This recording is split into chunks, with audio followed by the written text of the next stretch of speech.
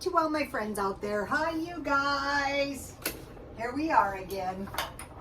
Well, it's getting hot here finally, and they're expecting 95 next week. It has been really kind of on the cool side. Okay, 2 weeks left of the month. Eat cheap food for the next 2 days. So, this is a strange month because it's the 19th, but there's actually 2 full weeks until the rest of the month. So if we're very conservative for the next 2 weeks, then that is going to start us off in July good. Okay, so yesterday I bought a loaf of bread at Dollar Tree, 1 pound 6 ounces for $1.25. Here it is. And then today I made a small meatloaf and 2 pork chops. So I haven't had any pork chop sandwiches for a while, so tonight it's going to be pork chops. So, okay, this meatloaf is more than enough meatloaf for 2 sandwiches, and the pork chops are enough for 2 sandwiches. So tonight I'm just going to have 1 sandwich, and tomorrow I might have 1 or 2 sandwiches, but if the meat is left over, then, you know, I'll just make a sandwich the next day. So, what I do is I try to get the meat at a $1 portion, or as cheap or as close as I can to it. And I've been doing that for several months, packing my freezer full of meat. So I have mayonnaise, bread, and I could put mustard, but usually I just put mayonnaise. So I have a pork chop sandwich. And then I was going to make coleslaw, but it's very late and I don't feel like eating any coleslaw. But when I make coleslaw, it's cabbage, carrots, and tomatoes. And then I make a dressing of mayonnaise, relish, and ketchup. Then each day I want to make 4 cups of tea. I had tea left over and I started making these big ice cubes. That really keeps your tea nice and cold. All right, the meatloaf is pretty good. I'm getting cut, but what I wanted to do was kind of stretch my meatloaf. Where did I put my meatloaf recipe? Okay, I had 1/4 pound hamburger, and then I thought this would be good. I added about a 1/2 cup of these, and I grounded these onions in my blender for the onion. Oh, let me cut off a little piece of my meatloaf. Garlic, mushrooms, about a 1/4 cup. So that adds to your I'll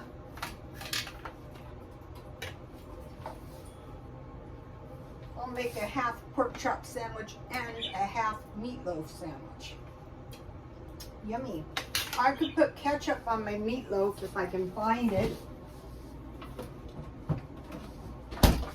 So, there's more than enough left for 2 sandwiches. Depends if I'm really hungry. Maybe only 1.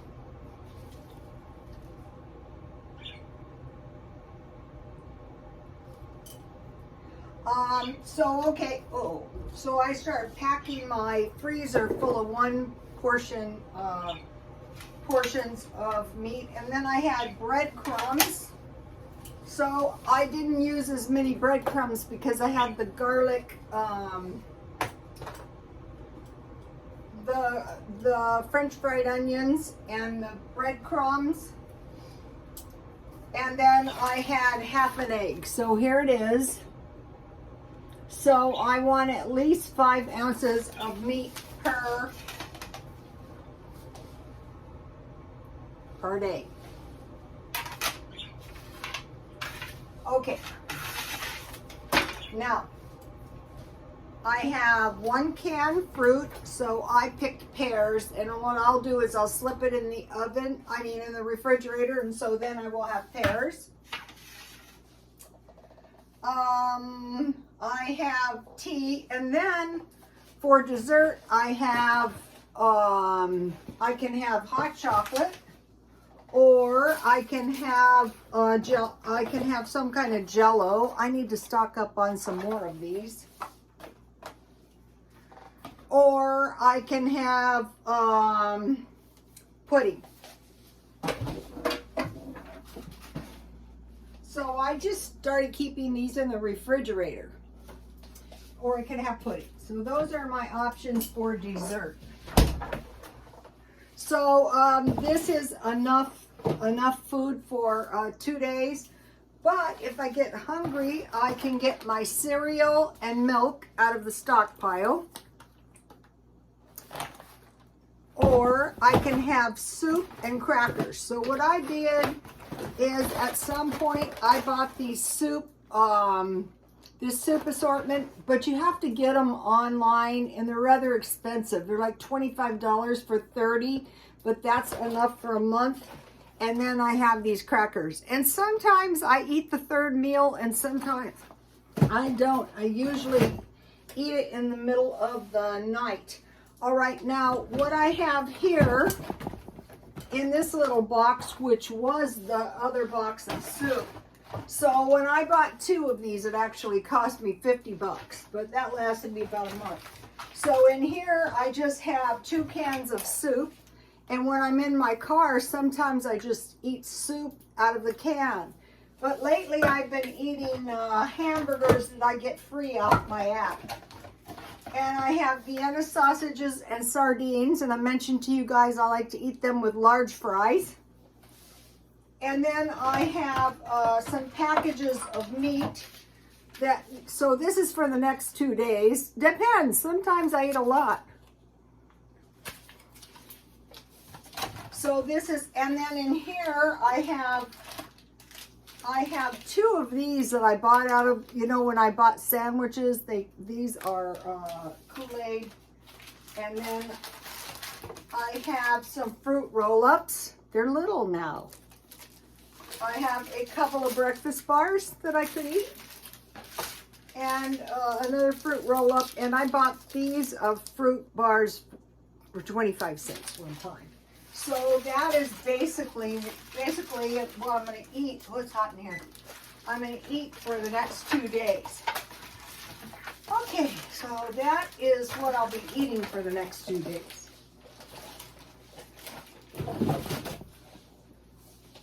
So that's how your stockpile, and I had leftover condiments, and I use those on top of my meatloaf. Okay, so the garden has been going on since April 9th, and you know, if you look in the garden information, it says a squash should grow between 50 and 60 days. Okay, my squash has been going 70 days. So you figure that is 10 days longer at this point than they tell you that your vegetables are going to grow. Okay, I mentioned to you on the people who were starving in the villages in North Korea would starve in 10 days. So this discrepancy of 10 days is not a small matter. That's why you want to start trying to grow food year round now. So I think maybe something that caused it was the fact that the weather was very cold. It hadn't gotten hot. Okay, now for the spending. Okay, for the past 3 weeks, I've been tracking my spending, and now I'm starting to get somewhere. I was mentioning to you, I was watching videos on Scientology, and the people that left said they paid us $50 a week, and I'm thinking, well, you had a roof over your head, and you had food. I assume 3 meals a day. So I thought, well, why don't you try to pretend like you're trying to get by on $50 a week? So yesterday I spent $3.85, which left me with $47.15. Today I didn't spend any money. So when you start at the beginning of your $50 week, you have $7.14 per day. But after just 1 day of not spending, you're left with $5 when you have your $47.15 and you have $9.43. If you could save 30% of the $50, that would be $15, which is probably doable. But if you find items for $1 and less a day, like my $1 meats, my 1-cent tea, I think this was about $1, you could literally buy 50 items. And if you had to buy shampoo or something, you want to go find those little ones, those really cheap ones, or find some way just to be really cheap, which I am going to be exploring. Okay, so now say if you were to go for the rest of the week, especially if you have food in your house, you can do that. You would have $47.15 plus your $50. So if on the next week, say you needed some clothes, you could buy yourself some clothes at the thrift store, and if you bought them for 50% less, 50% off, like I do, I buy blouses for $3.50 and jeans for $5. I showed you guys. Okay, now, so back to spending very little money.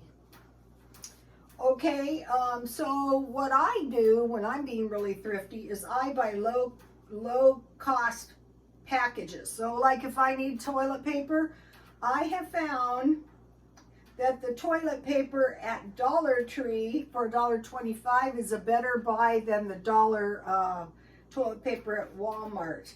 Also, if you buy a small package of Roma detergent for $1.25, that is going to last you quite a while. Now, when I was young, let's say if I had $50 a week and that is it, what I would do is if anything was heavily soiled, I would wash it in the bathtub, and then I would drag all of the clothes to a laundromat that had large washers. I would wash everything, and then I would bring it home and I would hang it out. And that is what I would do. Okay, I would go without paper towels and napkins, except for cleaning the toilets. But I did something cheap. I saved my napkins from when I went out to eat, and I used those to clean my toilet. So I just be like so cheap all the time. When I was young, I used to clean with bleach, with a cap full of bleach and a little laundry detergent. Okay, so now I want to mention something. Now this is Aldi's detergent, and it's much better detergent for $1.68 rather than the Dollar Tree from Aldi's, even though the Dollar Tree detergent is bigger. So for 43 cents is a better buy to get the Aldi's detergents. Okay, so now I refilled my water for 35 cents, and I try to wear my clothes for 2 days in a row. It depends how long you have your clothes on. Now, like in Scientology, they claim to have worked from 7 till midnight. Maybe not so much, but if I was paid very badly at $50 a week, well, yeah, I would change my underwear, but, you know, I would have to conserve my laundry. Try to eat out of your stockpile. If you don't have a stockpile, you want to get your food together and say, well, do I have some soup? Do I have some bread? Do I have some meat? And you want to stockpile portions of meat so that you don't run out of food. And then try to postpone needed items as long as you possibly can. Like I needed a slip, and I was shopping around, and I found a slip for $18 at Target, but then at Walmart they had slips for $12. But if you bought a half slip, it was only $9. So if you were constantly wearing a slip, it'd be better to get 2 of the half slips. That would be almost $20, the same price as the Target. Or just go around with 1 slip. So that is the kind of stuff that is really going to make a big difference. Now, I wanted to mention something. This was to do with the famine. And I can't find it, but I know what I want to say. Okay, there's a famine in North Korea. Now, this is not the first famine there. So you would think the people was ate. Now, I know the Mormons, when they suffered all kinds of hardship, have stored food ever since. But one of the things that was super interesting about the Scientology is Ron L. Hubbard said that he had seen in Asian countries all kinds of suffering. So the first thing they teach you is a certain dynamics, the dynamic thing, you know, survival is the dynamic first thing. So what they would try to teach the people is do something, don't just sit there. So if you were in this situation and you didn't have food, so what they would do is they would beg, but nobody had any food. Or I assume they would try to steal some food, which might not be successful. A lot of them just sat in the house and starved. So what you would want to do is, long before it came to that point, you want to migrate out of the danger area, if you possibly could. I know a lot of people are moving from California to Las Vegas because it's cheaper. But everybody I've ever known who's migrated to Arizona always comes back to California because they can't stand it. But Nevada or Las Vegas, I guess because it has jobs, the homeless come this way. But you would want to have it in the back of your mind, where would I migrate? So I wouldn't want to migrate myself somewhere where the weather made the place uninhabitable if something happened. So the one point is you want to do something. You don't want to just sit there. You want to go to the food banks. You want to, and there is dumpster diving. I mean, it'd be better than sitting around starving. There is, a person could probably beg for $50 a week. But the main thing that would be smart is just to cut all your consumption right now. I mean, don't be miserable. I'm going to be fine eating that. I'm going to eat it.